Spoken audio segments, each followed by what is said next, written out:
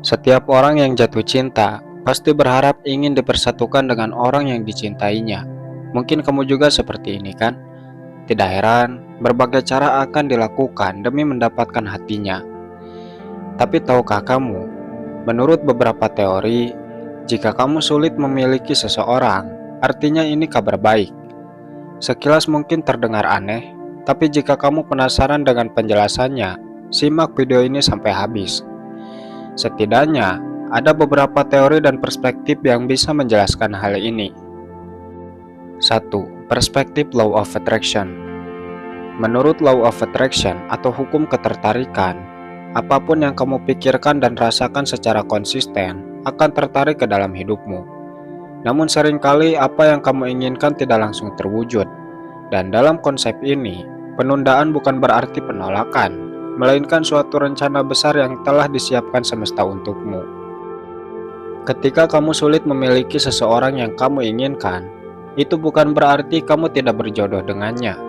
Bisa jadi semesta sedang menyelaraskan keadaan, mengatur waktu yang tepat, atau bahkan membantu kamu dan dia agar sama-sama siap. Law of Attraction mengajarkan bahwa keinginan yang kuat tanpa kesiapan justru bisa membawa luka. Jadi jika sekarang kamu belum memilikinya, itu bisa menjadi tanda bahwa kamu sedang dilindungi dari hubungan yang belum seimbang dan diarahkan ke arah yang lebih baik. Kabar baiknya adalah, selama kamu tetap menjaga energi positif, tidak menyerah pada keraguan, dan terus bertumbuh, maka apapun yang selaras dengan energimu akan mendekat pada waktunya, termasuk cinta yang kamu harapkan. Jadi, sulitnya memiliki dia saat ini bukan akhir dari cerita.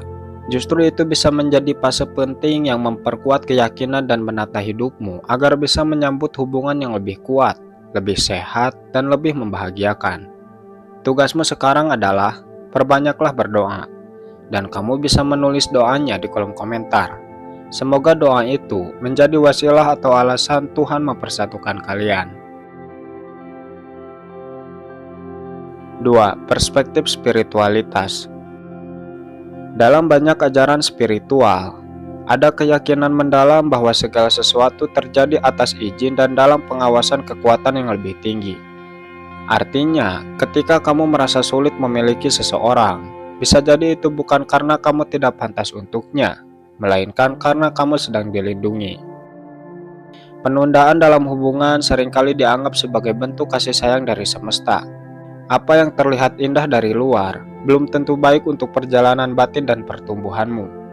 Bisa jadi, jika kamu terlalu cepat bersatu dengannya, hubungan itu justru akan membawa luka, kebingungan, atau bahkan menghambat proses perkembanganmu sebagai manusia.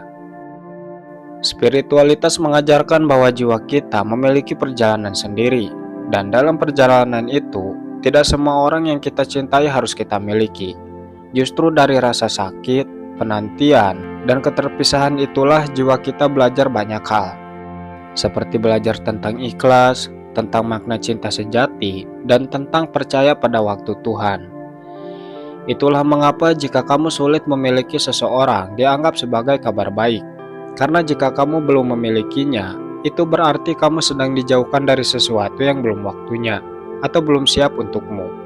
Dan saat waktunya tepat, semesta akan memudahkan segalanya tanpa kamu harus memaksakan apapun. Sebaliknya, jika bukan dia, kamu tetap akan bersyukur karena telah diselamatkan dari sesuatu yang tidak sejalan dengan pertumbuhan jiwamu. 3. Perspektif takdir dan jodoh. Dalam banyak tradisi kepercayaan, terutama dalam pandangan ketuhanan atau takdir, ada keyakinan bahwa segala sesuatu dalam hidup sudah ditakdirkan, termasuk siapa jodoh kita dan kapan waktunya tiba. Jika saat ini kamu merasa sulit memiliki seseorang, bisa jadi itu bukan penolakan, melainkan penundaan yang penuh maksud. Kabar baiknya, apa yang tampak sulit hari ini seringkali adalah hal besar yang sedang dipersiapkan dengan sangat hati-hati. Seperti buah yang belum matang, cinta yang dipaksakan sebelum waktunya hanya akan menyakiti. Tetapi cinta yang datang setelah banyak ujian, pengorbanan, dan kesabaran akan terasa lebih dalam, lebih kuat, dan lebih bertahan. Terkadang, seseorang yang kamu cintai memang ditakdirkan untukmu. tapi waktunya belum sekarang. Atau bisa jadi kamu sedang diarahkan ke orang yang jauh lebih baik, tapi belum kamu temui. Dalam skenario takdir, kamu tidak pernah benar-benar kehilangan sesuatu yang memang ditakdirkan untukmu. Jika bukan dia, maka akan datang yang lebih sesuai. Tapi jika memang dia, semesta pasti akan mempertemukan kalian di saat yang paling tepat. Jadi, sulitnya memiliki dia hari ini bukan akhir dari cerita. Tapi mungkin ini adalah babak awal dari kisah yang lebih besar. Kisah yang sedang ditulis oleh tangan takdir dengan sangat teliti. Dan itu selalu menjadi kabar baik bagi siapapun yang percaya dan sabar. 4. Perspektif pengembangan diri. Ketika kamu sulit memiliki seseorang, seringkali fokusmu hanya tertuju pada kecewa, kehilangan, atau kegagalan. Tapi dari sudut pandang pengembangan diri, situasi ini justru bisa menjadi fase penting yang membentukmu menjadi versi dirimu yang lebih matang dan kuat secara emosional. Perasaan ingin memiliki seseorang namun tidak bisa akan membawamu pada proses refleksi diri yang dalam. Mungkin kamu mulai bertanya, apa yang membuatku begitu terikat padanya? Apakah ini cinta atau ketergantungan emosional? Pertanyaan-pertanyaan seperti ini mendorongmu untuk mengenal dirimu lebih dalam. Inilah momen di mana kamu belajar untuk mencintai tanpa harus memiliki, memberi tanpa harus dibalas, dan bertumbuh tanpa harus ditemani.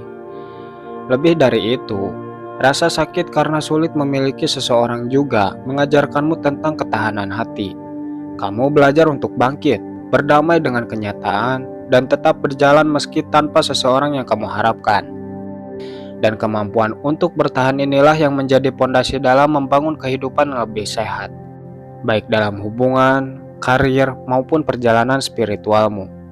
Itulah sebabnya ini adalah kabar baik, karena kamu tidak sedang gagal, kamu sedang ditempa, dan siapapun yang pernah ditempa oleh perasaan sulit memiliki, akan menjadi seseorang yang jauh lebih kuat, lebih peka, dan lebih bijaksana. 5. Teori kelangkaan atau the scarcity principle. Dalam psikologi, ada konsep yang disebut scarcity principle atau prinsip kelangkaan. Prinsip ini menyatakan bahwa sesuatu akan terasa lebih berharga ketika keberadaannya terbatas atau sulit didapatkan. Hal ini berlaku bukan hanya pada benda atau kesempatan, tapi juga pada hubungan antar manusia.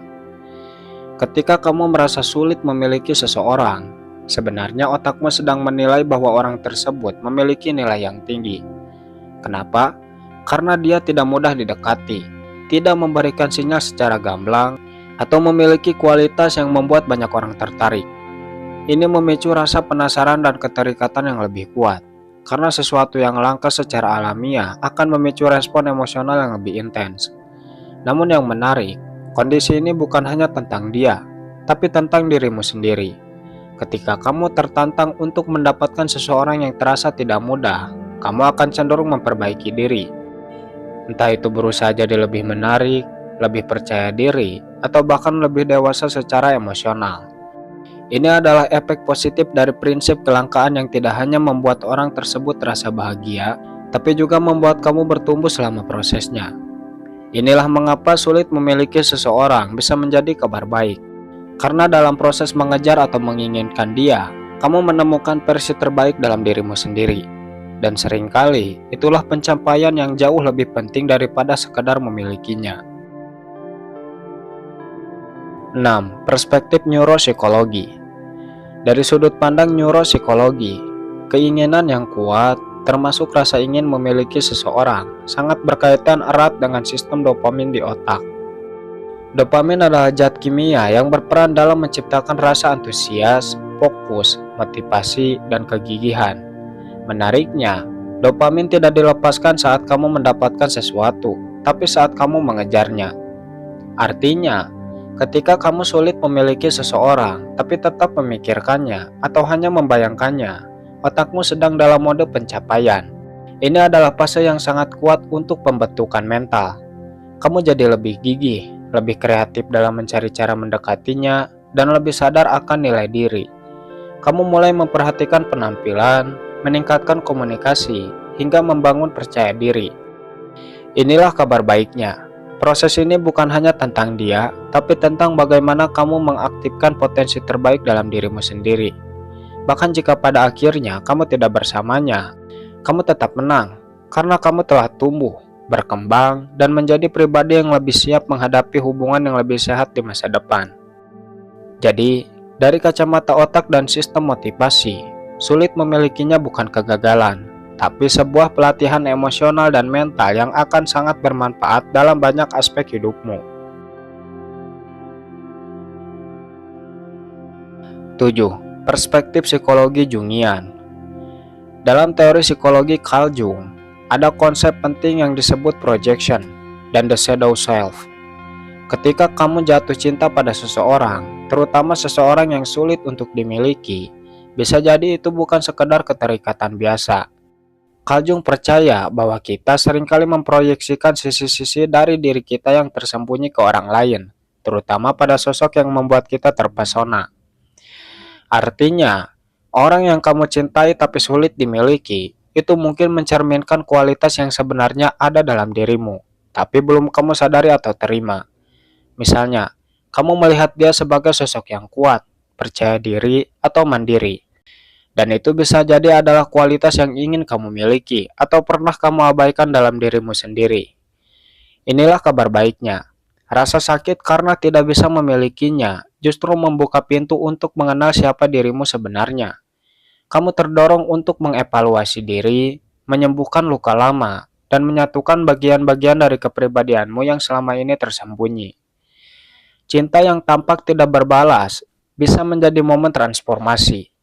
Dari hanya mencintai orang lain, menjadi mencintai dan menerima dirimu sendiri secara utuh. Jadi, dari sudut pandang Jungian, sulit memilikinya bukanlah akhir, melainkan pintu masuk menuju penyembuhan batin dan pertumbuhan jiwa yang lebih dalam. Mungkin cukup sekian pembahasan kita kali ini. Jika kamu suka dengan konten berbau spiritual cinta, kamu bisa berlangganan dengan channel ini. Karena di channel ini, kami rutin upload video serupa yang tentunya lebih menarik. Terima kasih sudah menonton.